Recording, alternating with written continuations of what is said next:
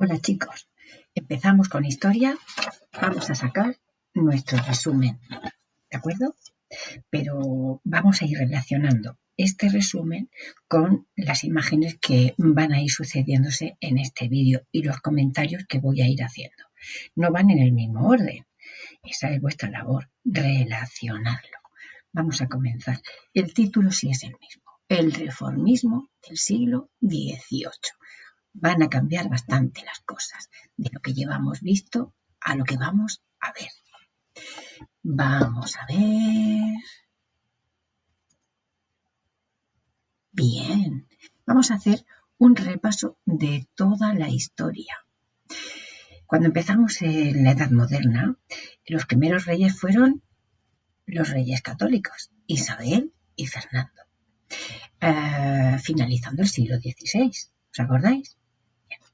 Le suceden no sus hijos, sino un nieto que había nacido en Flandes, que era alemán, que al principio no era muy querido.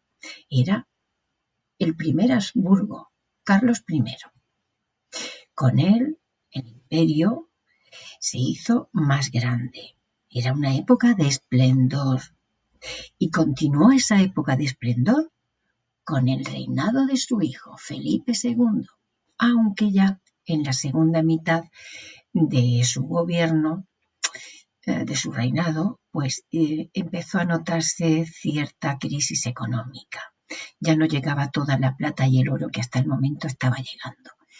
Bien, a su muerte le sucede su hijo Felipe III, que va a cambiar totalmente España, porque si ya se vislumbraba una crisis al finalizar el reinado de Felipe II, con estos siguientes tres reyes, España va a experimentar una triste decadencia, muy triste.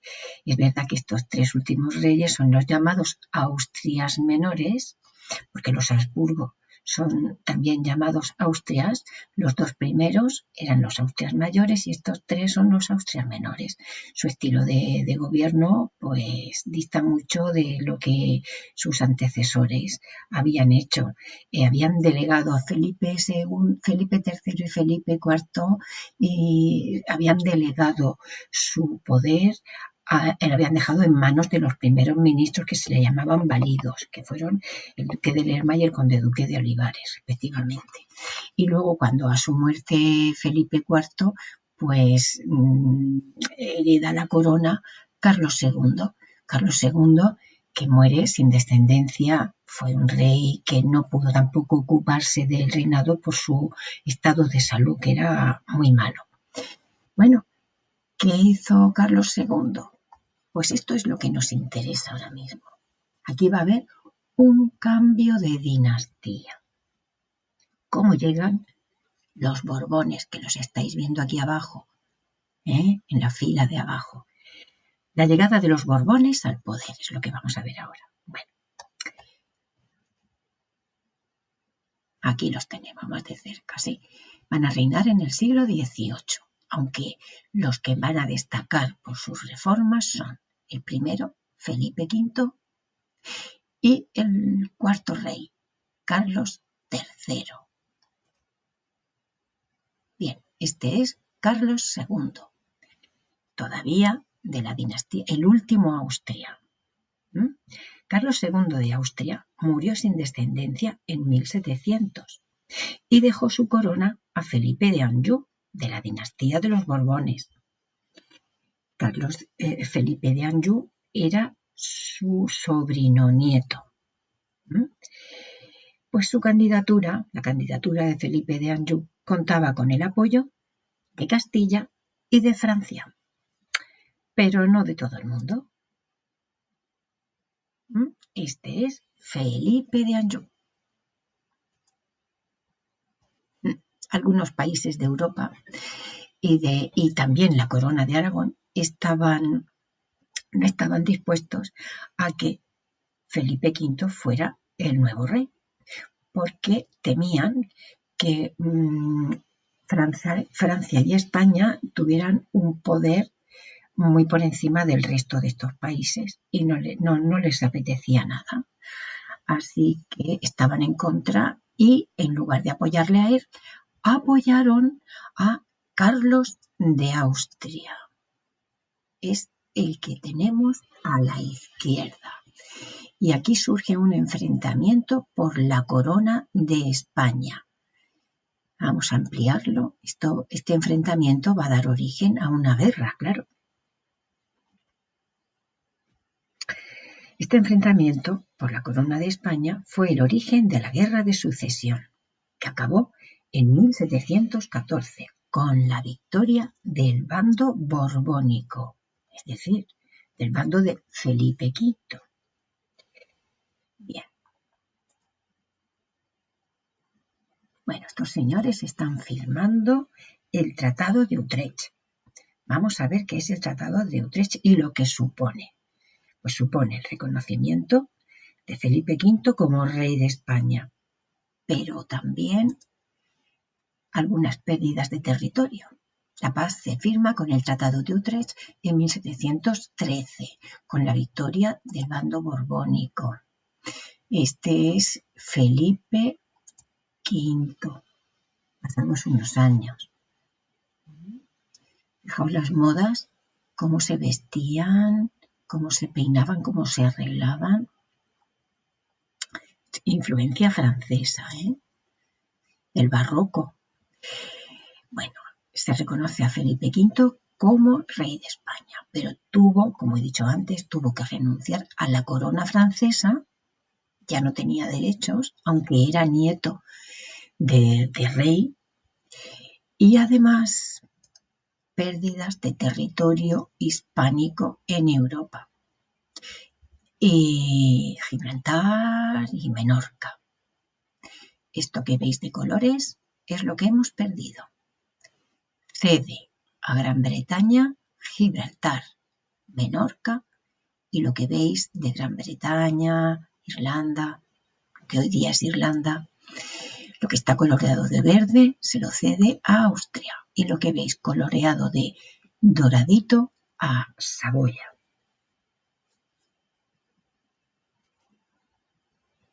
Bueno, pues viene una nueva forma de gobierno con los Borbones, la monarquía absoluta.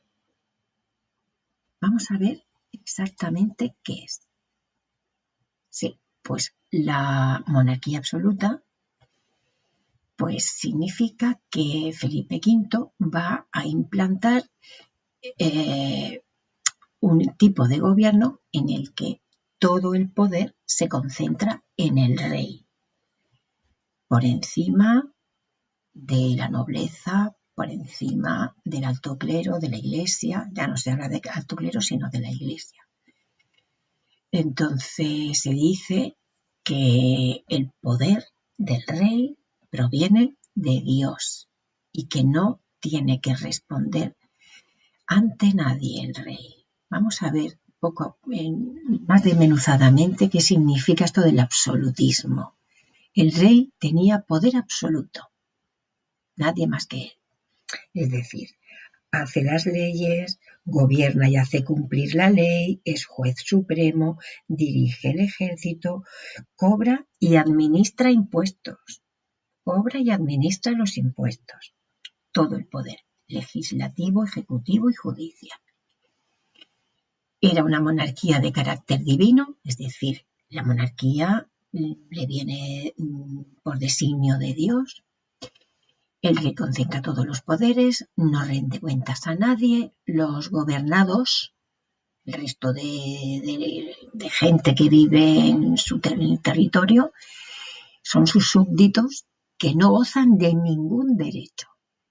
Y el rey fue asesorado por instituciones como el Consejo de Estado o el Parlamento, a quien podía consultar, nada más. Centralizó el gobierno, es decir, él administraba todo el reino hispánico, todo.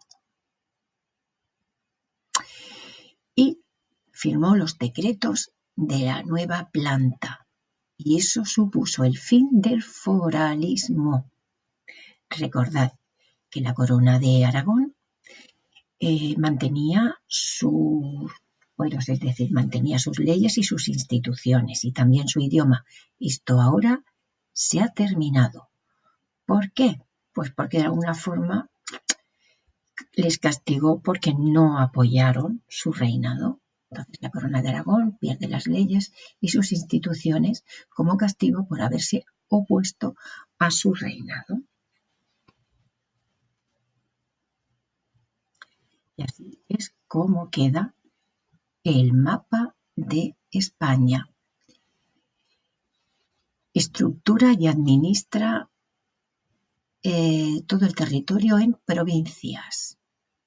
Fijaos Murcia, qué grande, ¿no? La Mancha, qué pequeña. Toledo, Cuenca, esas eran las provincias en el siglo XVIII. Nada que ver con las comunidades autónomas.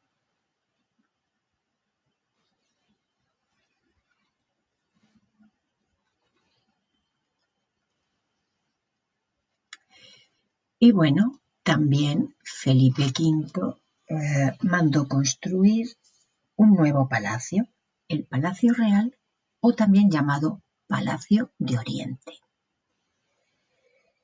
Y siempre siguiendo el gusto por lo francés de la época, era una corriente, digamos, de la época. Esas columnatas que veis en la fachada son columnatas clásicas. Es un edificio de estilo barroco, rodeado de extensos jardines, creados también según la moda francesa. Y con esto hemos terminado este esquema. Mañana más, ¿de acuerdo? Ponte a estudiar.